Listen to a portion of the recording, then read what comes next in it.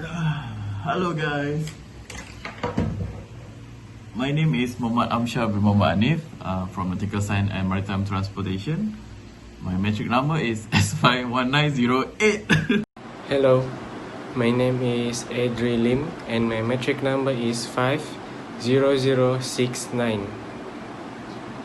Assalamualaikum warahmatullahi wabarakatuh. My name is Daniel Adika Putra Abbas bin Adlan. My metric number is S51419. Hi, Assalamualaikum warahmatullahi wabarakatuh.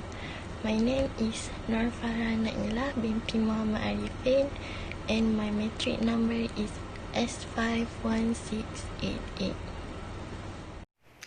Hi guys, my name is Ayu Nazrin binti Ahmad S51540 from Nautical Science and Maritime Transportation student and from University Malaysia Terengganu. So today our group will be presenting on laytime calculation assignment that was given by Dr. Rizal. Okay, so let's get started with the introduction. Laytime is the amount of time allowed in hours or days in a voyage charter for the loading and unloading of cargo. If the laytime is succeeded, so demurrage occurs.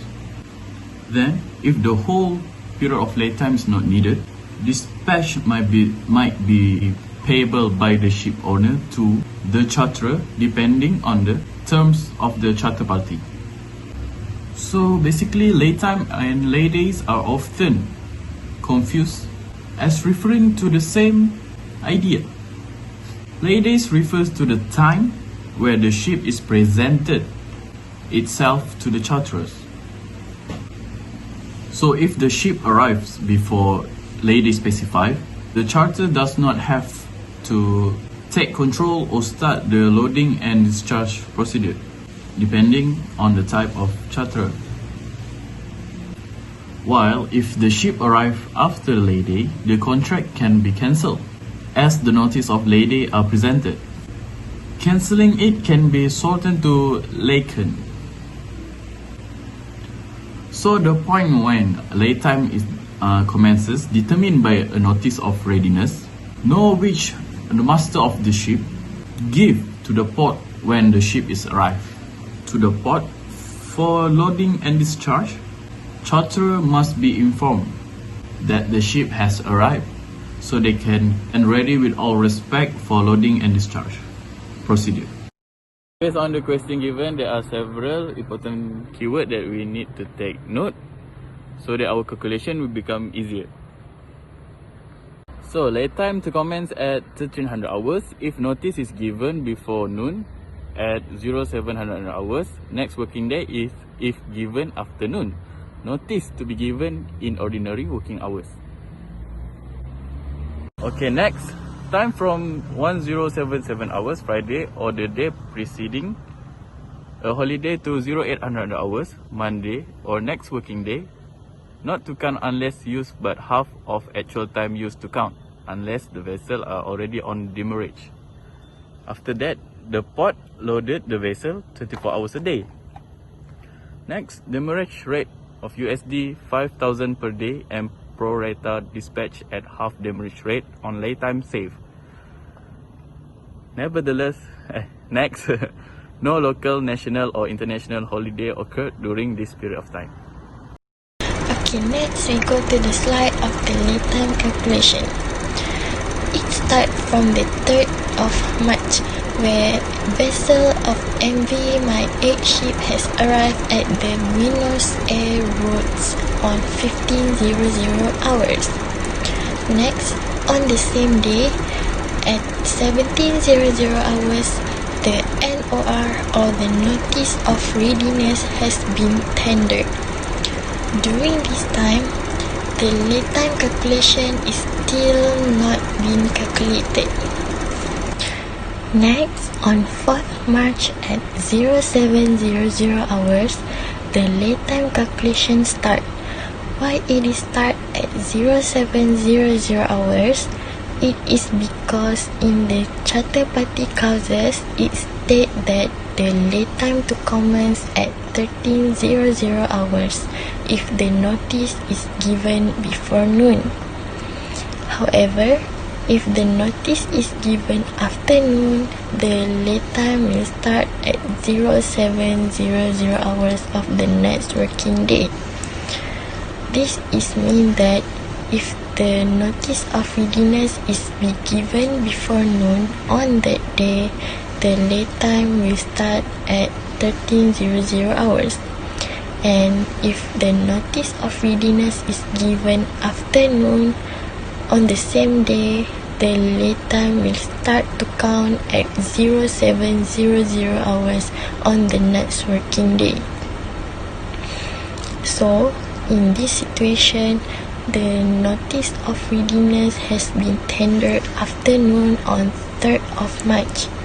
So, the late time calculation will start to count at 07:00 hours on 4th of March.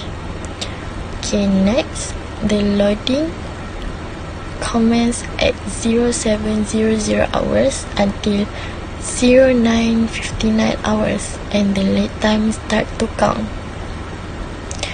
The time to be taken for the operation to load is 2 hours and 59 minutes. At 10:00 hours until 16:00 hours, the loading operation and also the lead time has stopped to count due to rain. Then on 16:01 hours until 00:00 hours, the loading and lead time resume.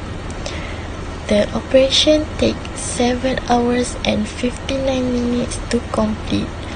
Thus, the total lead time to count for this day of 4 of March is 10 hours and 58 minutes. Continue on late time calculation.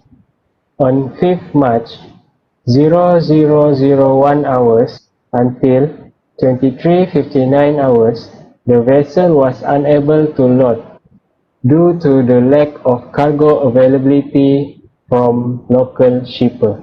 So, there was no time calculated on 5th March.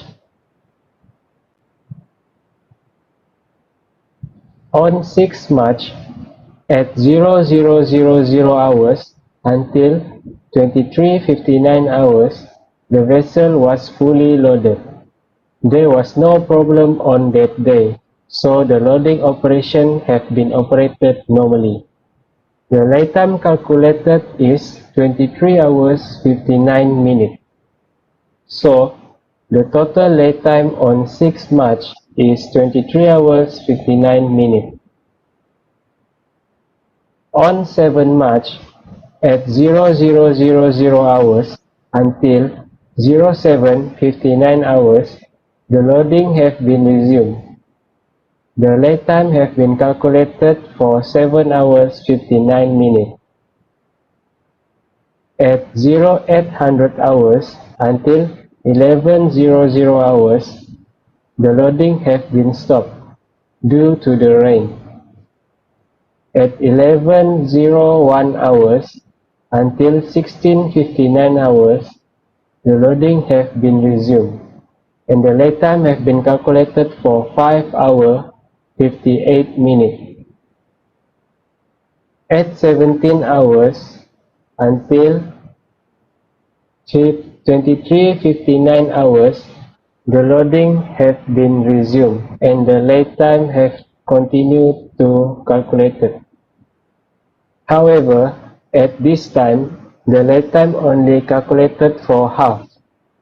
This is because the charterer party state that time from 17:00 hours Friday or the day preceding a holiday to 0800 hours Monday or next working day not to count unless used, but half of actual time used to count unless vessel already on demurrage. So, the late time have been counted for 6 hours 59 minutes. The total late time on 7 March is 17 hours, 26 minutes, 30 seconds. Continue on 8 March. Loading of cargo resume and time to count starting from 0000 hours until 23:59 hours.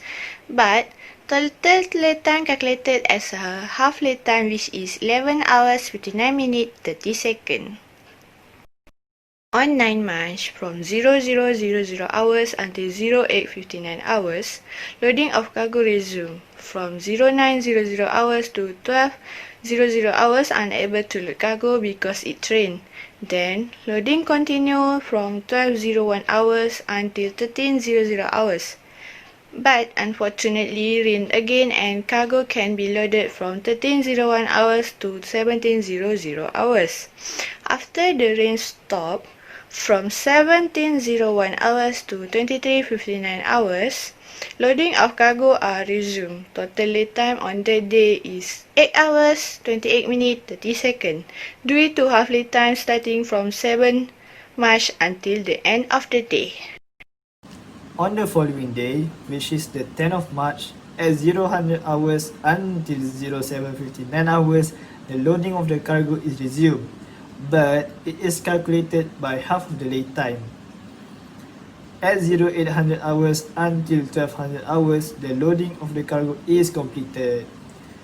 At 1900 hours, the ship begin to sail. So, the total lead time for the 10th of March is 7 hours, 59 minutes and 30 seconds. On to the next slide. Okay, furthermore, we need to calculate the total lead time used from the previous timesheet. After we have calculated, we will get 80 hours and 51 minutes. Then, to determine whether the subject voyage is dispatch or a demurrage, we need to refer the total lead time used and the total allowed, which refer to the charter party. Since there is a time save, it results in a dispatch. So, the total time allowed refer to charter party, which is 96 hours minus the total time used, which is 80 hours and 51 minutes. Thus, you will get 15 hours and 9 minutes. From that, we need to convert it, which is 15 hours and 9 minutes into days, and thus we will get 0.63 days. Then, we need to calculate in US dollars by multiplying with 2,500 US dollars as agreed by half of the demurrage rate, and we'll get 1,575 US dollars. So, I hereby conclude that lead time calculation is very important and helpful to manage the loading and unloading of the cargo. If there's any obstacle during the process, it will affect the time, which will lead to a demurrage or a dispatch that needs to be paid. Thank you for watching, and Assalamualaikum warahmatullahi wabarakatuh.